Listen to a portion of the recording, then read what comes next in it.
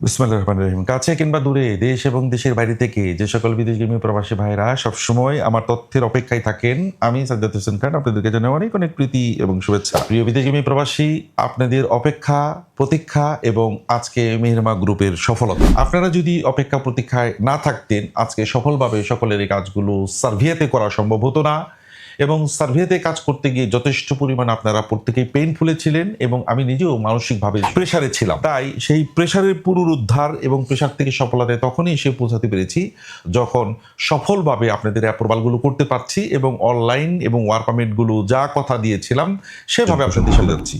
স্বল্প সময়ের মধ্যেই বলে দিচ্ছি যে গতকালকে দেখেছেন যে আমরা অ্যাপ্রুভাল সোমবারের মধ্যে যে 10টি অ্যাপ্রুভাল ডান করে আমরা আশা করি নেক্সট উইকের মধ্যে যেগুলো আমরা স্টিকার করব তাদের একটি নামের তালিকা প্রকাশ করেছি। আজকে এই 25 জনের মধ্যে অর্থাৎ গতকালকে রাত্রেই আবার আরেকটি মেল গ্রহণ করেছি যেটি আরও 10 জনের ওয়ার্ক পারমিট এবং অনলাইন সহ অ্যাপ্রুভালের অপেক্ষায় আছেন এবং এই গ্রুপটার পরপরই এই গ্রুপটি অ্যাপ্রুভাল ডান হয়ে যাবে এবং এগুলো যেহেতু উচ্চমানের খরচ দিয়েই করতে হচ্ছে আশা করি শতভাগ নিশ্চিতের সাথে এই গ্রুপটি শেষ করতে পারবো। আমি সোশ্যাল মিডিয়াতে একটি কথা দিয়েছিলাম, প্রত্যেকের একটি কথা বলেছিলাম, যে পর্যন্ত আমার সার্ভের কাছে যে কয়টা কর্মী আছেন অ্যাপ্রুভাল করে ফ্লাইট না হওয়া পর্যন্ত একটি কর্মীর পাসপোর্ট আমরা গ্রহণ করব না, সেই কথাটি রেখেছি। আমি এই ভিডিও দেখে কাউকে আহ্বান করছি না যে আমার কাছে আসেন সার্ভের জন্য নতুন করে পাসপোর্ট জমা করেন।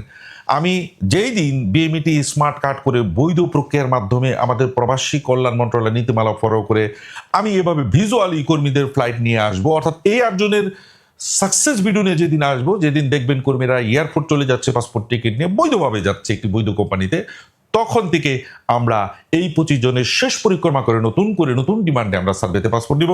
তবে এখন যে সকল ভাইয়েরা দীর্ঘদিন অপেক্ষায় ছিলেন, যাদের অপেক্ষার ফলই আজকে সফলতা, এবং কষ্ট হচ্ছে আমার সেই সকল বিয়ে ভাইদের জন্য যারা তাদের সাথে ছিলেন, বুঝিয়ে রাখতে পারিনি, পাসপোর্টটি তুলে নিয়ে গিয়েছেন, অর্থটি তুলে নিয়ে গিয়েছেন, দিন শেষে আপনার জীবন থেকে সময় চলে গিয়েছে, আমার জীবন থেকে অনেক অর্থ নষ্ট হয়েছে, তবুও কাজ করতে হয়।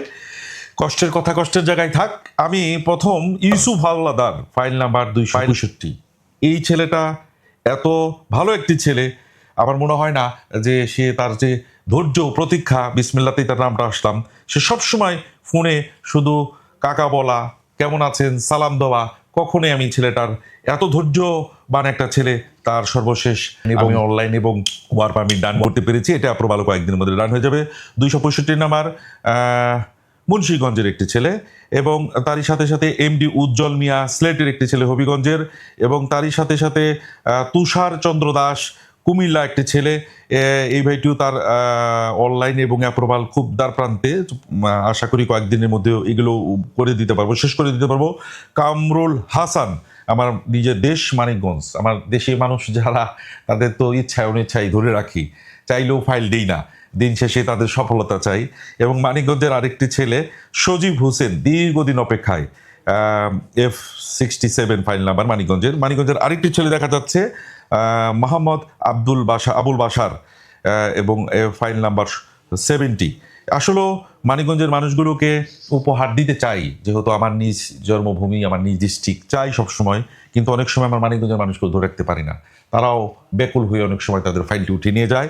আল্লাহ কবুল করেছেন এবং আশা করি দিন শেষে তাদের জন্য ভালো কিছু উপহার নিয়ে আসবো। এবং সাফাইদ জামিল নারায়ণগঞ্জের আরেকটি ভাই, উনি ওনার ফাইলটি ওয়ার্ক পারমিট অনলাইন ডান হয়েছেন। এবং রোহানুজ্জামান নরসিংদীর আরেকটি ভাই, ওই ভাইটিও হয়েছেন। এবং বিজয়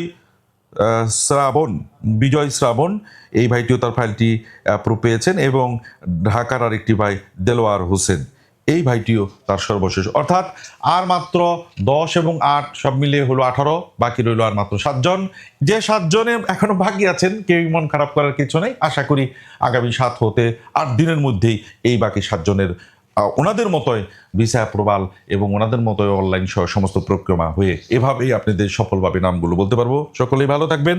তারই সাথে ধারাবাহিকভাবে এই মুহূর্তে যেহেতু সার্ভে নিয়ে একটি দীর্ঘ লম্বা প্রতীক্ষার পরে যেহেতু একটি রেজাল্ট হচ্ছে, সকলে যেভাবে খুশি, আমি খুশি, আমার ভাইদেরকে আমি ধরে রাখতে পেরেছি, আমি আমার কথা রাখতে পেরেছি, দিন শেষে তাদের সফল করতে পেরেছি, আল্লাহ যেন সফল করেই তাদের সাকসেসভাবে আপনাদের সামনে ভিজুয়ালি ম্যান পাওয়ার নিয়ে স্টিকার নিয়ে ফ্লাইটটা দেখাতে পারি, যেভাবে প্রতিনিয়ত আমি দেখাই।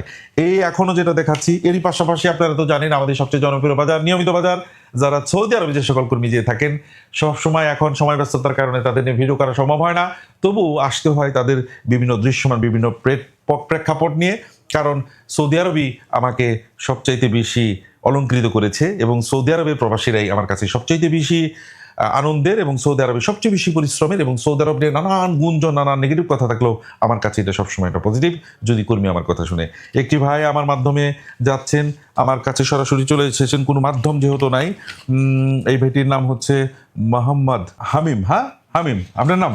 হ্যাঁ মোহাম্মদ হামিম, আপনি ইউ1 কোম্পানিতে যাচ্ছেন, আপনার 800 থেকে 1000 বেসিক স্যালারি, অ্যাজ এ কোনো স্কিল ওয়ার্কার না। আপনি কোম্পানির রেগুলার যেভাবে কাজ আছে, 8 ঘন্টা ডিউটি হলে 800 দিবে এবং 10 ঘন্টা ডিউটি হলে আপনাকে 1000 বেতন দেবে। তবে আপাতত যেহেতু 8 ঘন্টার ক্যাটাগরিতে চলতেছে, 800 বেতন দেবে, খানা নিজ, এবং এটাকে মেনেই নিজেকে এখানে 12 ঘন্টা ডিউটি হলে তখন এটার সাথে 1.5 গুণ সংযুক্ত হবে, অর্থাৎ মূল বেতনের সাথে প্রতি ঘন্টায় 1.5 গুণ সংযুক্ত হবে। তাতে করে একটা কর্মী সৌদি আরবে যদি তার থাকা খাওয়া আকামা আকসার কুয়া সব কনফার্ম থাকে, তাহলে সেই কর্মী এটাই সন্তুষ্ট। অনেকেই বলে যে এই 1000 টাকা বেতন 800 বেতন সৌদি আরব যে কী করবো, দেশে কামলা দেওয়া ভালো। কিন্তু আদৌ কি দেশে কোনো কাজকর্ম ওভাবে করে খাওয়া সঞ্চয় করা সম্ভব? বুঝে না বুঝে নানান কথাই বলে। প্রকৃতপক্ষে সৌদি প্রবাসীদের পক্ষে কাজ করে একটি আল্লাহর বরকতের দেশ, সেখানে উপার্জন করে পরিবারকে চালানো সম্ভব, তাই না? আপনার পাসপোর্ট টিকিটে বুঝিয়ে দিলাম, সঠিক সময় কালকে সকালে ভোরে আপনারা মনে হয় এয়ারপোর্টে চলে যাবেন। এবং তারই সাথে আরেক ভাই যেহেতু একটু লেখাপড়া জানে, সে যেহেতু একটু কফি শপ বার্গার শপ এই টাইপের লোক কাজকর্মে যাওয়া দরকার, হাসান, তাই না? আমাদের হাসান, সেও যাচ্ছে। একটু দাঁড়ান আপনারা। হাসানকেও ওনারও পাসপোর্ট টিকিট ম্যান পাওয়ার সহ সকল প্রক্রিয়া সম্পূর্ণ আছে। হাসানকেও বুঝিয়ে দিচ্ছি। আশা করি এই যে একজন একটু চিকন, একজন একটু মোটা, হ্যাঁ, খেতে হবে। আর অতিরিক্ত স্বাস্থ্য যেমন খারাপ, অতি স্বাস্থ্য না থাকাও খারাপ। আপনাকে সঠিকভাবে খেয়ে 12 ঘন্টা ডিউটি করতে হবে। আপনার ডিউটি 12 ঘন্টা, ওনার ডিউটি 8 ঘন্টা, পার্থক্য আছে না? কারণ ওনার কোম্পানির রুলসই 8 ঘন্টা, আপনার কোম্পানির রুলসই 12 ঘন্টা। কারণ আপনি যদি বলেন আমাকে যে আমি এত ডিউটি বেশি আমি পারবো না, আমি কি আপনার কোনো সমাধান করে দিতে পারবো? কাজের গোড়ায় যে অন্য কারো বুদ্ধি শুনলে অন্য প্রকার বিশেষ কোনো প্রক্রিয়া করলে দায়িত্ব আপনাদেরকে গ্রহণ করতে হবে। কাজ নাই, আকামা নাই, বেতন নাই, খানা নাই, আই এম দ্য রেসপন্সিবিলিটি। কাজ ভালো লাগে না, কষ্টের কাম, আই এম নট রেসপন্সিবিলিটি। আমি আপনাদের কষ্ট করতেই পাঠাচ্ছি। বুঝাইতে পারছি? এই বিষয়গুলো মাথায় রেখে যে বা যারা যেখানে যাচ্ছেন সফলভাবে যে ভিজুয়ালি বিষয়গুলো দেখছেন, আশা করব যারা বিদেশগামী প্রবাসী বিদেশ যাবেন, এই বিষয়গুলো মাথায় রেখে একটা বৈধ রেকর্ডিং এজেন্সির সাথে যোগাযোগ করবেন। ধন্যবাদ আপনাদের।